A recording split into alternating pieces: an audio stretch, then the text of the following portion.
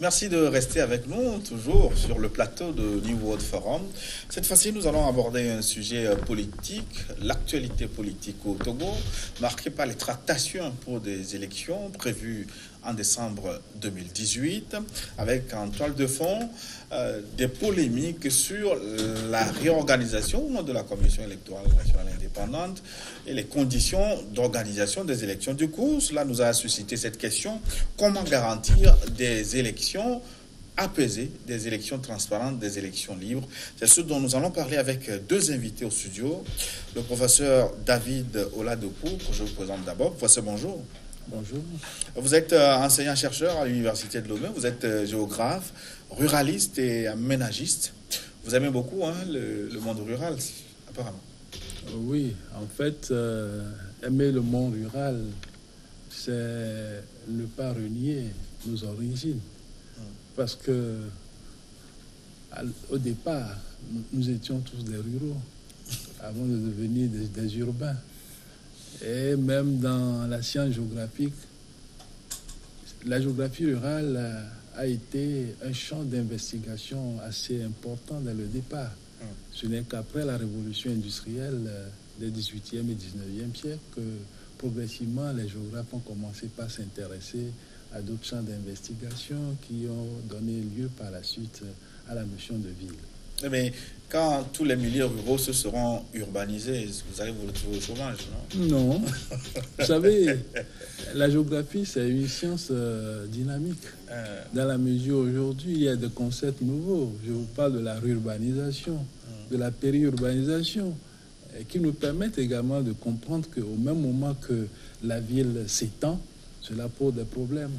Et ces problèmes de gestion de l'espace rural ont des conséquences sur la sécurité alimentaire et autres. Donc, les problèmes sont là et nous pensons que, en corrélation avec la pression démographique et tous les pesanteurs sociales, économiques et autres, on peut toujours trouver matière à réflexion. Voilà. Un sujet intéressant en tout cas. Et pour compléter votre présentation, vous êtes surtout cadre de Union pour la République, parti majoritaire au Togo. C'est exact. C'est exact. Avec vous, le professeur Perkouma, voilà. Professeur, bonjour. Bonjour, Gilles. Un habitué de ce plateau. Tout à fait. Vous êtes enseignant-chercheur aussi à l'Université de Lomé, à la Faculté des Sciences. Vous êtes écologiste, géomaticien et aménagiste. Tout à fait. Géomaticien, c'est plutôt nouveau? Non, c'est pas du tout nouveau. On n'en entend pas parler beaucoup. C'est vrai que sous nos cieux, c'est pas aussi courant, mais c'est un outil, une discipline qui est née il y a longtemps.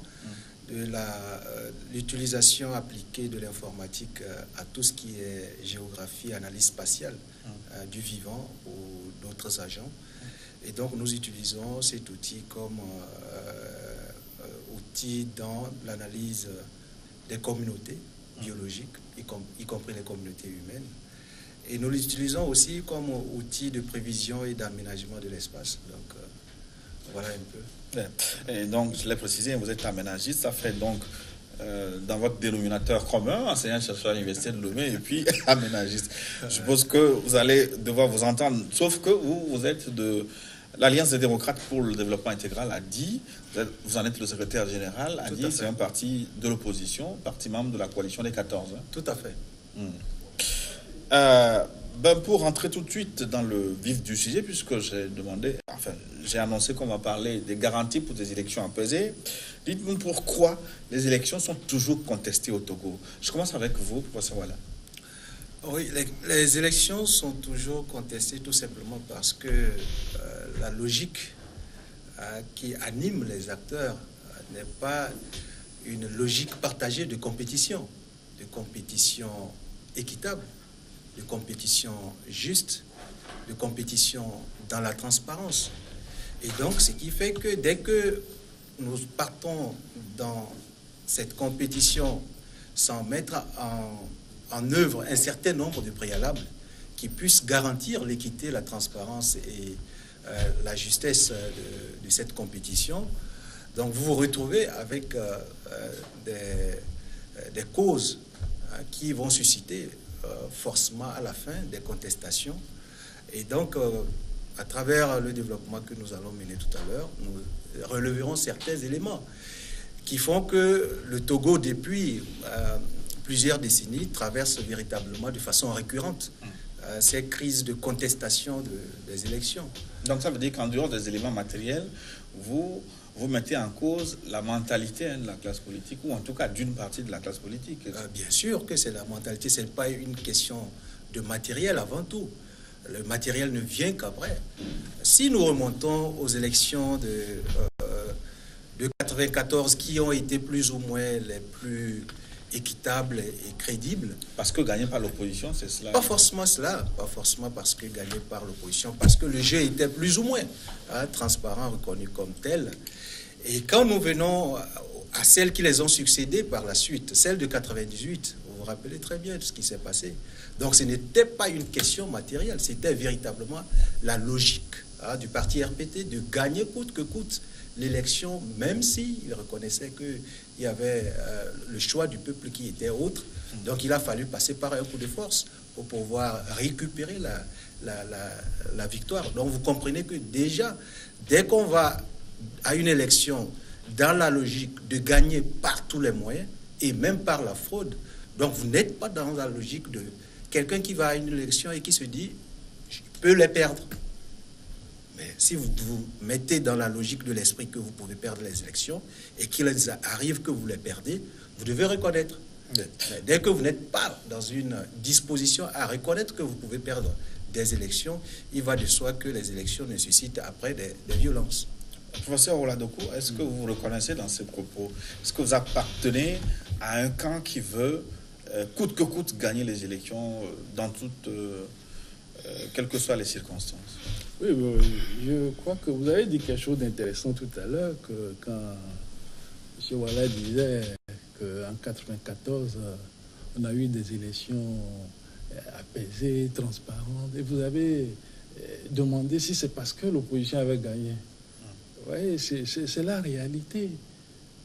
Je crois que tout parti politique qui se constitue légalement vise un objectif, c'est la conquête du pouvoir. Pas des moyens légaux. Pas des moyens légaux, bien sûr, bien évidemment.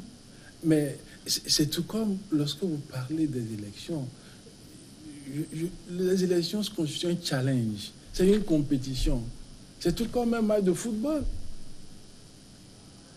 C'est tout comme un match de football. Si nous voyons, par exemple, aujourd'hui, l'équipe de France remporter la Coupe du Monde, ça suppose qu'il y a un travail qui est fait, un travail de préparation qui est fait. Personne ne reste les bras croisés pour pouvoir conquérir le pouvoir. On ne vous donnera jamais le pouvoir sur un plateau d'argent. Et depuis quand on a commencé par contester les élections? Au Togo ou en Afrique? Je pars d'un simple constat. Celui qui sous-tend la vague des essais démocratiques depuis les années 90. C'est à partir de là. Sinon, avant cela, nous avons connu des régimes dictatoriaux. On allait aux élections. C'est des plébiscites. Donc, à partir de 90, il y a un nouveau courant de pensée qui a prévalu. Si au Togo, on dit qu'on comptait les élections, au Bénin, je me rappelle au Bénin, Nicéphore Soglo avait été battu en 1996 par Mathieu Kérékou. Pourquoi? Il a organisé, mais il a été battu. Donc je crois que dans une certaine logique, il faudrait quand même avoir un surpassement de soi pour comprendre que nous allons aux élections pour les gagner ou pour les perdre. Et généralement, les contestations, c'est le fait des mauvais perdants. Mais est-ce que les moyens utilisés parfois pour gagner les élections, est-ce que ces moyens ne laissent pas à désirer? Parfois, est-ce que ces moyens ne sont pas en conflit avec la légalité et même, on peut dire, la légitimité? En quoi faisant? Peut-être on va renvoyer la question au professeur Ouattara pour nous donner des éléments concrets. Oui. Parce que je tire ma question de son développement. Non, effectivement. Je ne partage pas le fait que le professeur Oladokou dise que la contestation vient des mauvais perdants. C'est plutôt ceux qui sont dans une dynamique perpétuelle de fraude, d'utilisation de moyens plus ou moins détournés pour pouvoir toujours s'assurer la victoire. J'ai cité le cas de 98. nous pouvons multiplier les cas jusqu'à ce jour. J'ai cité le cas de... Je peux relever le cas de 2005. Vous savez ce qui s'est passé. Celui qui gérait même la CENI avait tiré la sonnette d'alarme, alertant tout le monde des risques de contestation et de violence qui pouvaient suivre ces élections-là. Parce que cette logique est très prédominante. Nous pouvons continuer avec des résultats ou des institutions qui sont censées être les arbitres, qui malheureusement sont utilisés par un seul camp pour pouvoir s'assurer tous les mécanismes et remporter les victoires.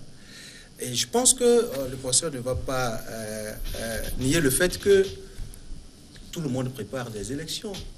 Et comme il l'a relevé, les élections sont comme un match de football. Et dès que, dans un match de football, dès que l'arbitre ne joue pas suffisamment dans la transparence, ne joue pas dans l'impartialité, là, il introduit des éléments qui peuvent être des éléments de contestation. Mais jusque-là, nous sommes dans le régime de l'appréciation de ce qui est subjectif. Le problème, avant de passer rapidement la parole au professeur Oladokou, le problème, est-ce qu'il n'est pas aussi lié à la faiblesse de l'opposition de trouver les preuves des allégations qu'on entend ici et là? Est-ce que vous arrivez à prouver effectivement que les élections sont truquées? Oui, bien sûr que oui. Quelles sont les preuves que l'opposition... Prenons les toutes dernières élections. Oui. Vous prenez 2010. On s'accorde qu'il y a un mécanisme qui va permettre de donner les résultats. Et en cours de route, qu'est-ce qu'on fait? On change de système qui était convenu par tous. Vous prenez 2013. Nous avons les élections législatives de 2013. Vous avez des institutions qui ont été utilisées pour invalider ou non telle autre liste. Ce qui est prévu par le code électoral. Oui, c'est prévu par le code électoral et le code électoral prévoit une manière de le faire. Et encore dans la logique, l'esprit de gagner coûte que coûte, vous avez le découpage électoral quand on prend les législatives, qui a été toujours une contestation avant même les élections. Une contestation de l'opposition qui, ma foi, se révèle dans les résultats parce que vous arrivez avec... Mais avoir accepté participer aux élections malgré le découpage, ça veut dire que la page là est tournée? Non, pas du tout. Oui, mais puisque vous avez accepté prendre part aux élections... La preuve, c'est qu'aujourd'hui, nous sommes revenus à cette page. Et tout le monde convient que nous ne pouvons pas continuer ainsi. Parce que, au sortir, c'est vrai qu'il y a tout un... mécanismes de discussion qui permettent à chacun de dire acceptons d'aller dans telles conditions, quitte à ce qu'on améliore, parce que c'est un processus qui s'améliore au fur et à mesure. Mais nous nous rendons compte que chaque fois qu'on accepte aller, malgré les objections, en se disant qu'après les élections, on va aller dans un processus d'amélioration du cadre électoral, mais après... les gens, dès qu'ils sont installés, oublient tous ces engagements. Et on se retrouve encore dans un autre cycle électoral avec les mêmes problèmes. Professeur Oladokou, pêle-mêle, on vous reproche généralement, au sein de l'opposition, d'utiliser abusivement les moyens de l'État pour faire campagne, des achats de conscience, de manipuler aussi les institutions qui sont chargées de l'organisation des élections, notamment la Commission électorale nationale indépendante. La Cour constitutionnelle, l'opposition estime qu'elle est noyautée parce que la plupart de ses membres sont nommés par le pouvoir et l'Assemblée nationale, dont vous avez la majorité également. Bref, on vous accuse d'utiliser tous les instruments pour conserver le pouvoir. Moi, je crois que c'est un faux débat. C'est un faux débat qui n'a même pas sa raison d'être, parce que lorsque on nous cite pêle-mêle des exemples d'élections, si je prends par exemple les élections législatives du 14 octobre 2007, c'est le maître Agbouibo en tant que Premier ministre qui a organisé ces élections. Le CAL avait eu combien de députés? 4 députés, 27 pour l'UFC, 50 pour le RPT. Est-ce à dire qu'à ces élections-là, il y a eu une fraude organisée par le RPT pour gagner ces sièges-là? Je crois que le débat est tout entier.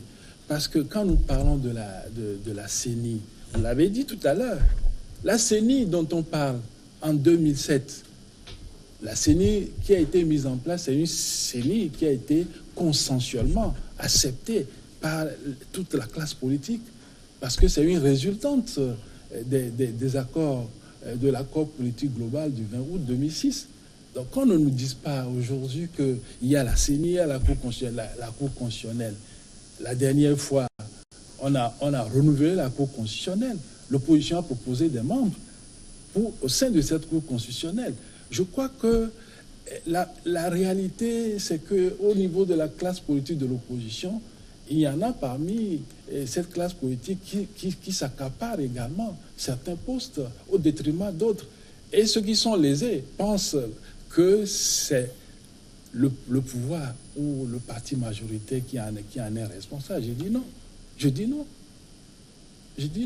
Et quand vous de l'utilisation des moyens d'État. Les moyens d'État, qu'est-ce que vous appelez moyens d'État? Les campagnes, je crois que... L'administration, les véhicules... En quoi faisant?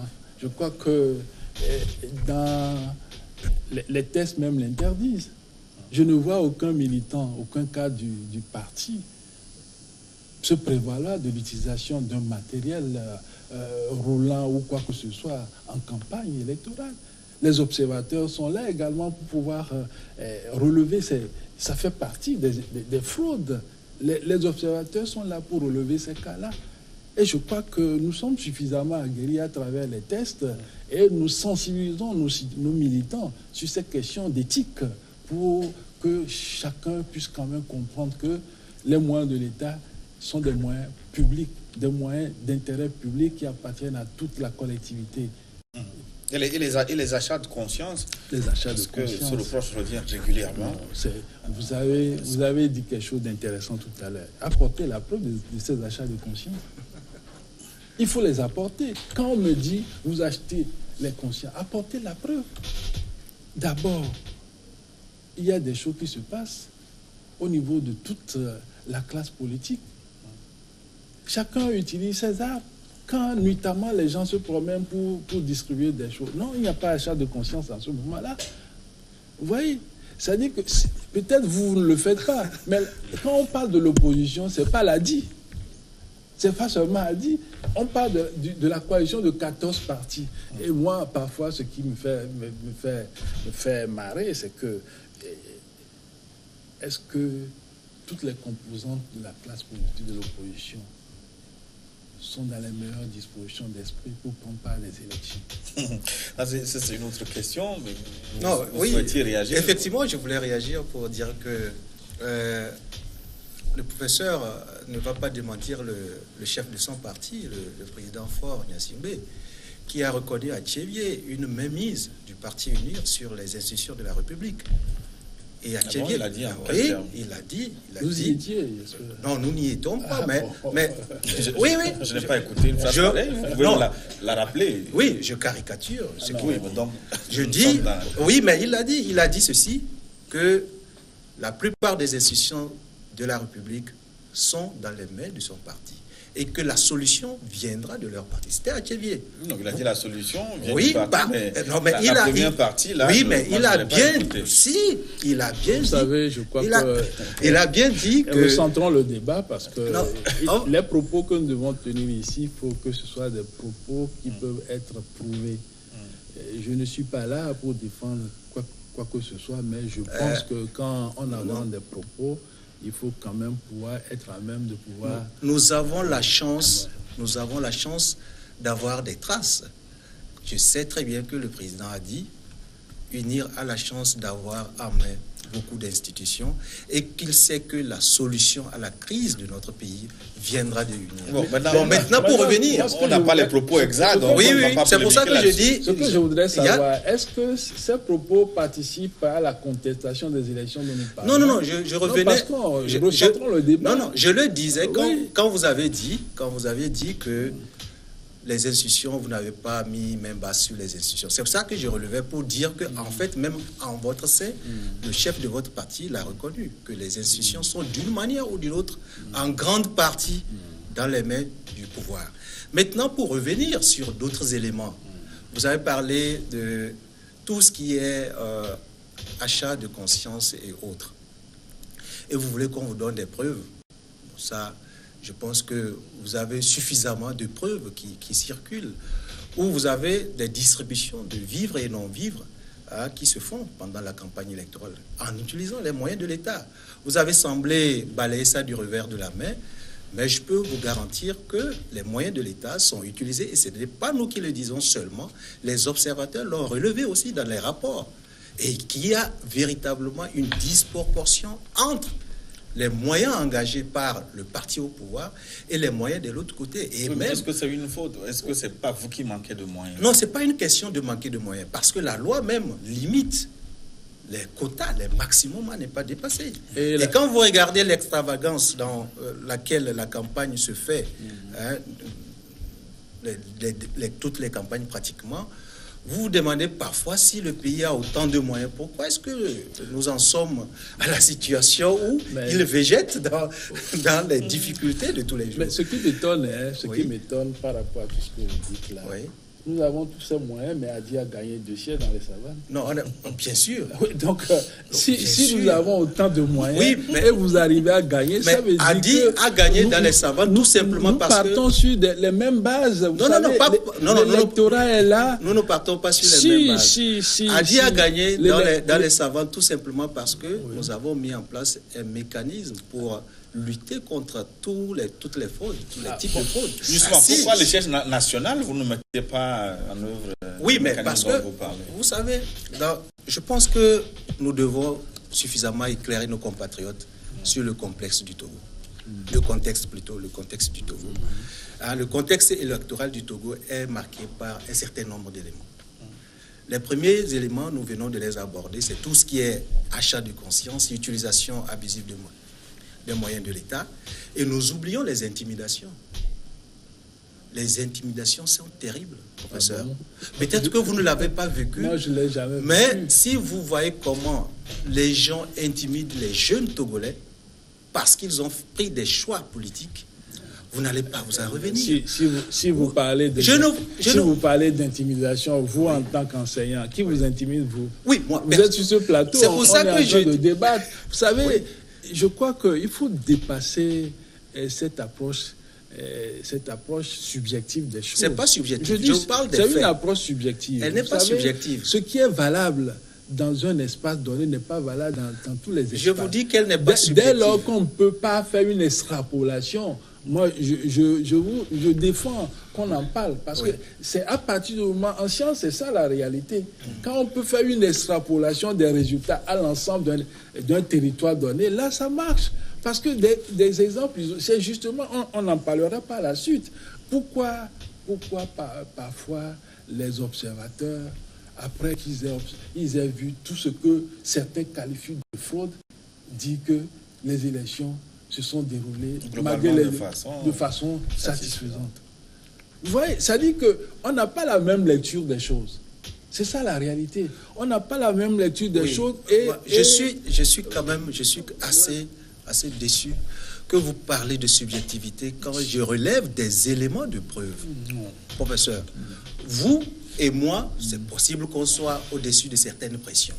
Mais vous ne savez pas le calvaire que des jeunes vivent par les pressions politiques. Je vous le dis, vous pouvez vous renseigner. Ce n'est pas à échelle locale, mais véritablement à l'échelle nationale. Non, vous savez toutes les pressions qui sont exercées. Si, bien sûr. Je suis désolé. Bien sûr. Est-ce que les pressions, ce sont ces pressions qui font qu'on conteste les résultats des élections? Le contexte électoral part d'un élément jusqu'à la proclamation et la validation des résultats. Électoral, nous tous nous maîtrisons le cycle électoral.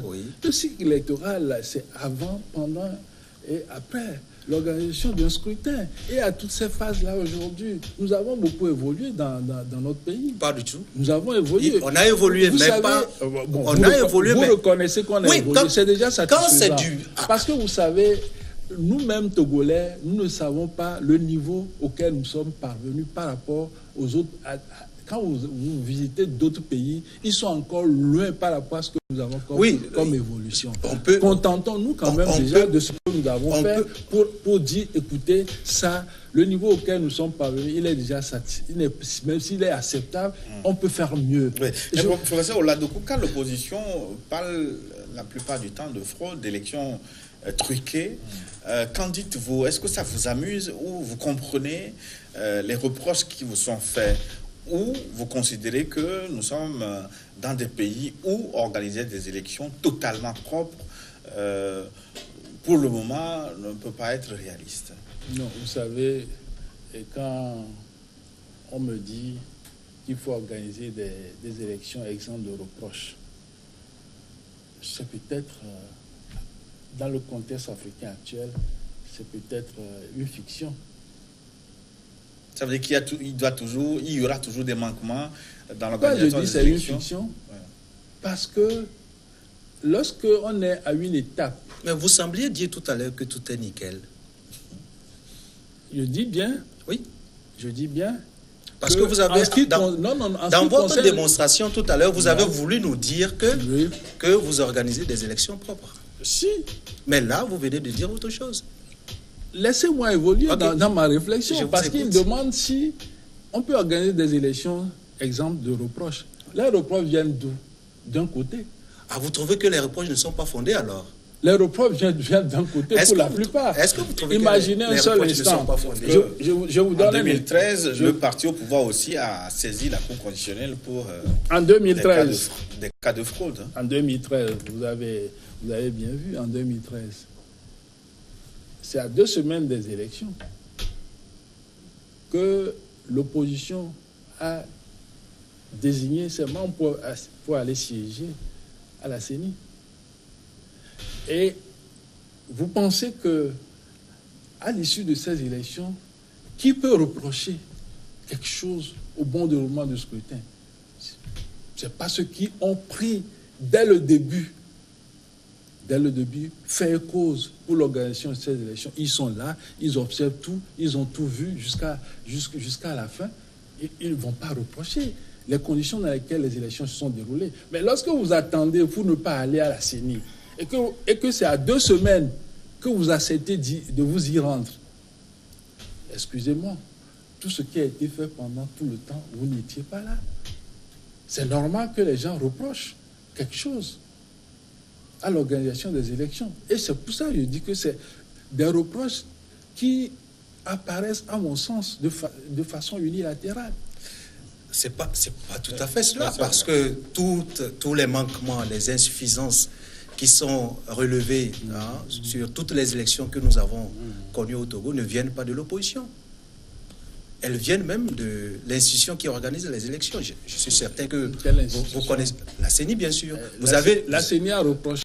vous avez lu le dernier rapport de la CENI à l'issue des élections de 2015, qui à la fin quand même a fait un certain nombre de recommandations. Vous savez que la dernière élection, des résultats ont été proclamés avec des taux dépassant les 100% dans des circonscriptions électorales. Je crois que lorsque vous parlez de recommandations à l'issue d'une élection, ce n'est pas un cas atypique pour le Togo. Dans tous les pays du monde, à l'issue des élections, on fait des recommandations. Oui, mais pour améliorer. Pour améliorer, oui, justement. Là, on peut se comprendre si vous allez dans ce sens. Mais si vous faites des recommandations, si vous présentez le processus électoral dans notre pays comme exempt de toute reproche, comme si les reproches qui étaient faits à ce processus sont en fait des reproches non justifiés, là, vous comprenez que nous allons nous inscrire en faux. Non, quand moi je parle... Parce que quand j'ai relevé des éléments concrets qui sont vécus, d'intimidation, vous avez dit que c'est isolé, mais je vous assure que c'est pas isolé, parce que... Donc en 2007, oui. Les élections législatives qui ont été organisées, il y a eu beaucoup d'intimidation. Vous vous rappelez le contexte des élections de 2007? quel contexte? Ce sont des élections législatives. Oui, dans quel contexte? Qui ont été organisées par qui? Dans quel contexte? Vous savez, parce que c'est ça la réalité. Il faut situer. Vous avez demandé à organiser ces élections. Oui. On vous a cédé le poste de Premier ministre. Pas vrai. C'est Maître Agbouba qui était Premier ministre à l'époque. Oui. Il avait en charge d'organiser ces élections. Nous disons, dans quel contexte? Le contexte... On tourne un peu en rond, on va évoluer. On ne tourne pas en rond. Il faut donner des clarifications aux téléspectateurs. Non, les élections de 2007 ont été organisées dans un contexte d'accord politique qui devait être dans le contexte consensuel, qui devait ouvrir le pays à quoi? Vous vous rappelez? À quoi? Ah oui, c'était un test. Et à qui la faute? Oui, mais à qui la faute de quoi? On ne va pas faire tout ce procès. Moi, je voudrais qu'on revienne à l'actualité. À qui la faute? Avec le débat autour de la Commission électorale nationale indépendante, qu'il faut réformer ou non. Alors, avant d'en arriver là, dites-moi quelle est la responsabilité des organes chargés, de l'organe principal qui est chargé d'organiser les élections dans la transparence du scrutin. Est-ce que la CENI a un rôle prépondérant, en d'autres termes, dans la transparence du scrutin? Mais bien sûr, puisque je pose la question parce que d'autres disent que la CENI, c'est des commis assis dans un bureau qui compilent des résultats alors que l'essentiel se passe sur le terrain. Oui, mais elle a ses démembrements depuis le haut jusqu'à toutes les circonscriptions électorales. Dans les bureaux de vote, c'est qui coordonne le recensement, la publication des listes électorales, l'enregistrement la correction du fichier et la consolidation du fichier, c'est la CENI. Et vous savez qu'au Togo, l'un des gros problèmes de notre pays, c'est le fichier électoral. Peut-être qu'on va revenir là-dessus. Donc, si nous prenons le cas du fichier électoral, ensuite, la convocation du corps électoral, qu'est-ce que je voudrais dire, l'organisation même du scrutin en termes d'organisation matérielle, récupération des résultats, compilation, publication, c'est la CENI. Donc ça veut dire qu'elle est au cœur de la transparence des élections. Si vous avez une CENI qui joue véritablement son rôle et qui n'accepte pas peut-être des pressions venant de la part des partis politiques, vous allez vous rendre compte qu'on aura moins de problèmes qu'on en a aujourd'hui. Et j'ai toujours dit qu'effectivement, nous avons voulu avoir une CENI indépendante, mais est-ce qu'elle est vraiment indépendante? Vous avez vu le scénario que aussi bien l'opposition que le parti au pouvoir ont joué la dernière fois, en 2015, où chaque parti a retiré de temps à autre ses membres pour les remplacer. Parce que peut-être ils n'étaient pas satisfaits de la manière dont les représentants ou les délégués à la CENI travaillent. Donc ça veut dire qu'en réalité, est-ce que la question qu'on peut se poser, la CENI qui doit être le moteur clé de la transparence des élections, est-ce qu'elle est indépendante pour véritablement agir sans pression? Professeur Oladougou, pourquoi vous n'êtes pas ouvert à une composition paritaire de la CENI, dans la mesure où, selon le professeur Percoman, c'est l'organe qui a la lourde responsabilité de la transparence des élections? Vous dites? Pourquoi vous ne voulez pas une composition paritaire? Oui, mais donner autant de place à l'opposition dans la CENI que le pouvoir. Peut-être vous méconnaissez un peu les dispositions de l'accord politique global sur la base desquelles la CENI a été mise en place en 2007. Et c'est sur une base paritaire. Oui, je parle de la CENI de 2018. Est-ce que les réalités n'ont pas changé? Maintenant, les forces en présence sont-elles toujours les mêmes? Vous voyez, par exemple, lorsque sur une question donnée, la difficulté qu'on a à s'entendre, surtout lorsque on a besoin d'évoluer par consensus, où chaque parti est campé sur ses positions. Nous avons eu une chance que, au moins, l'APG nous a permis d'accoucher d'une CENI où l'opposition parlementaire est représentée, la majorité parlementaire est représentée, l'opposition extra-parlementaire est représentée, la société civile, l'administration. Mais tel que les choses se déroulent aujourd'hui, c'est comme si la CENI constituée de 17 membres, l'opposition n'en a que 4, si on peut schématiser non, rapidement. Comment 4? Il y a 5 membres de l'opposition parlementaire. 5? Non, c'est 4. Pourquoi 4? Pourquoi 5? Il y a 5? Non. Non, pour faire un calcul simple, la CENI, c'est 17 membres aujourd'hui. Ouais. Il y en a 13 qui s'entendent. Ça veut dire que... Bon, globalement, moi je parle de globalement. Oui. Même l'opposition parlementaire n'a pas 5. C'est 5. Mais c'est 5... 5. Non.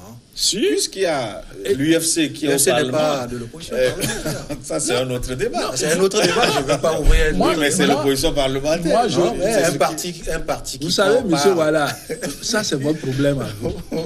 Nous, sur la base des données, il est demandé à l'opposition parlementaire de désigner 5 membres. L'opposition, la majorité parlementaire de désigner 5 membres. La société civile, l'opposition extra-parlementaire, 3. Il y a l'administration, il y a un membre. Vous ne pouvez pas aujourd'hui nous dire qu'on peut avoir une autre formule pour désigner des membres à part ça. Et je pense que la CENI, à l'état actuel, c'est une CENI que nous avons, qui a une approche inclusive. Et quand nous en parlons, Oui, mais est-ce que les vraies forces, parce que la CENI a été constituée selon un test qui date de 2006, est-ce qu'aujourd'hui, les forces en présence n'ont pas changé? Est-ce qu'on a remis en cause ces tests-là?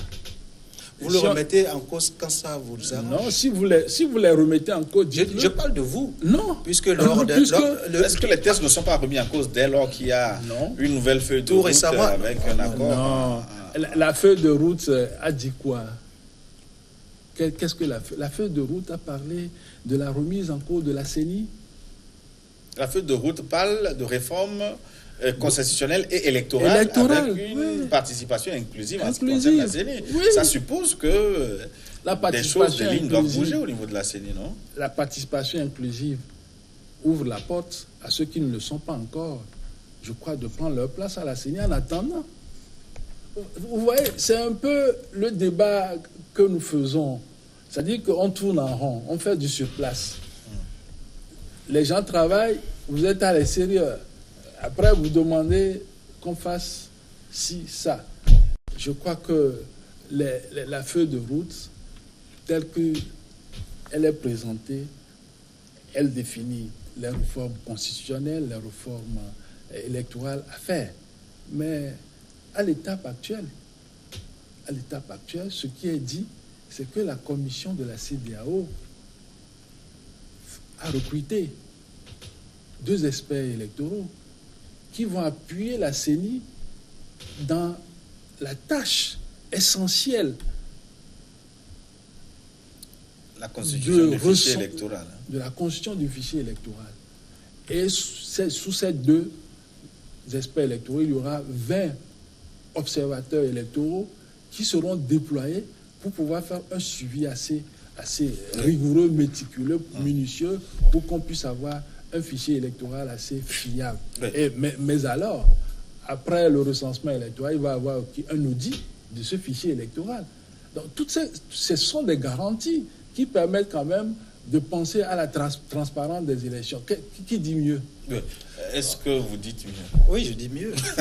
je dis mieux en ce sens que je me rends compte que l'APG, quand ça nous arrange, nous l'utilisons. Et dans d'autres circonstances, nous trouvons que cet accord est caduc pour ne pas traîner le débat sur ça. Je voudrais simplement dire que la CENI actuelle, pour nous, elle pose un problème. Parce que nous trouvons qu'elle est déséquilibrée. Elle est suffisamment déséquilibrée. Et elle a été mise en place dans un contexte conflictuel. Vous vous rappelez quand est-ce qu'elle a été mise en place? Parce qu'il y avait suffisamment de tensions politiques dans le pays. Et elle a été mise en place de façon unilatérale parce que l'opposition parlementaire n'a pas participé à la désignation.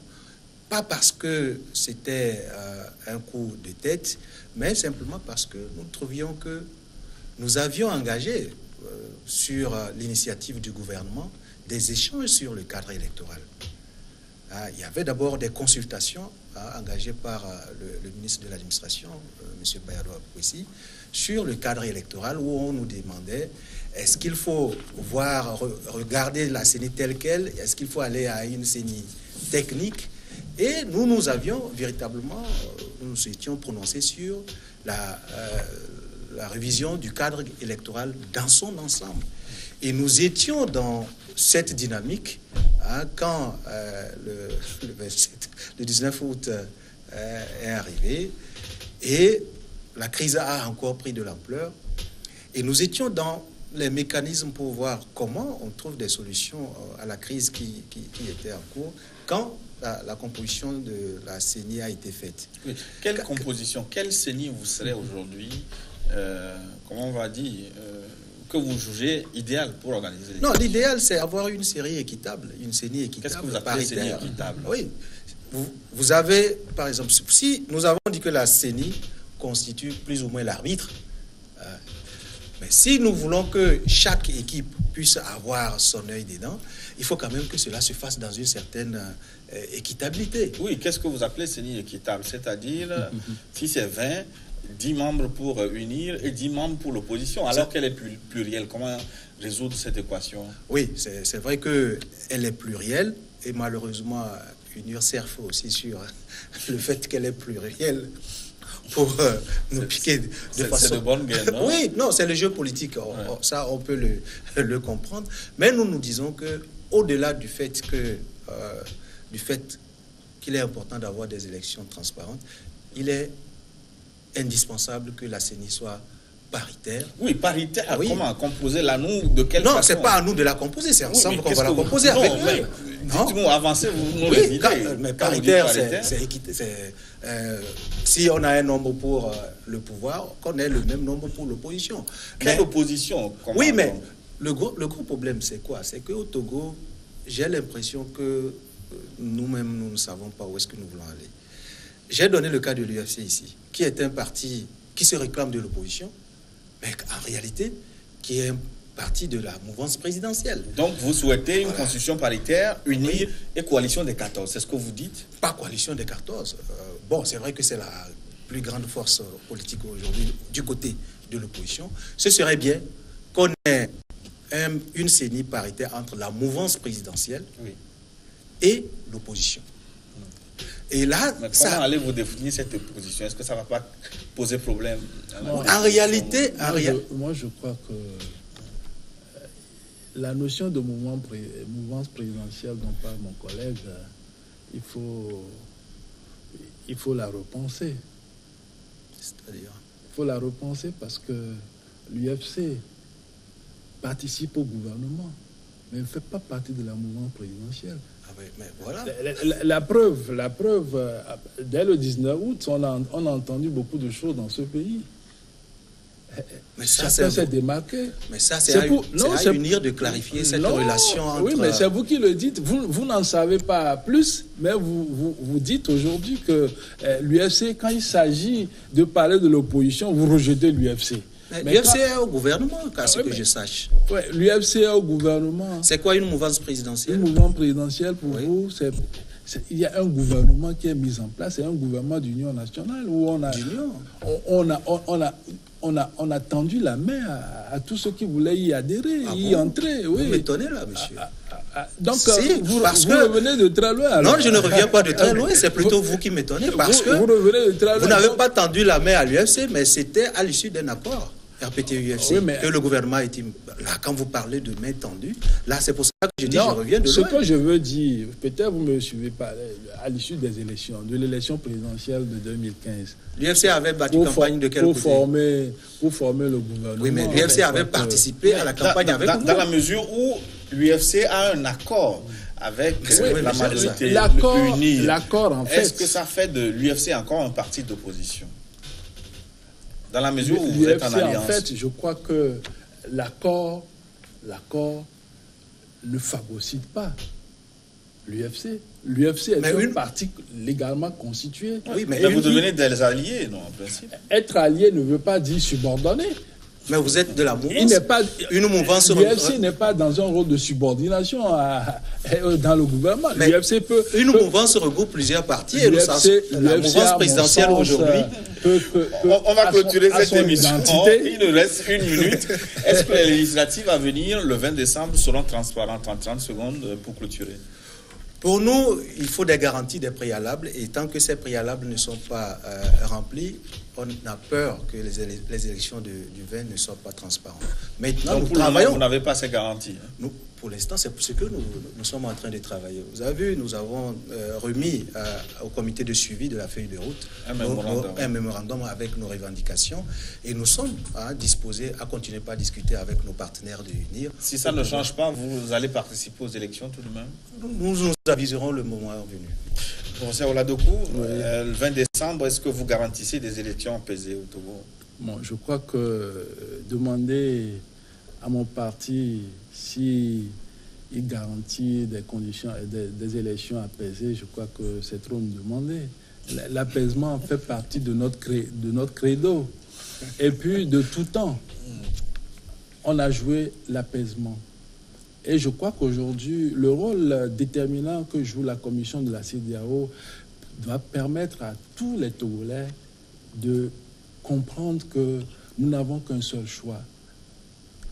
Coopérer avec la commission de la CEDEAO à travers l'expertise qu'elle nous apporte pour pouvoir garantir les élections transparentes, des élections libres, équitables. Parce que le problème que nous avons généralement, c'est la crise de confiance. Et cette crise de confiance, je crois qu'elle va être levée dès lors que les experts de la CEDEAO, qui d'ailleurs vont commencer par fonctionner à partir du 17 septembre, de lundi prochain. Donc je crois qu'avec leur présence, on peut inviter toute la classe politique à évoluer, à avancer pour que nous puissions ensemble travailler en synergie et organiser des élections transparentes. Merci. Ce sera donc du wait-and-see. Nous arrivons donc à la fin de notre plateau. Merci de votre aimable attention. Dans un instant, une nouvelle édition du journal sur Niveau Info.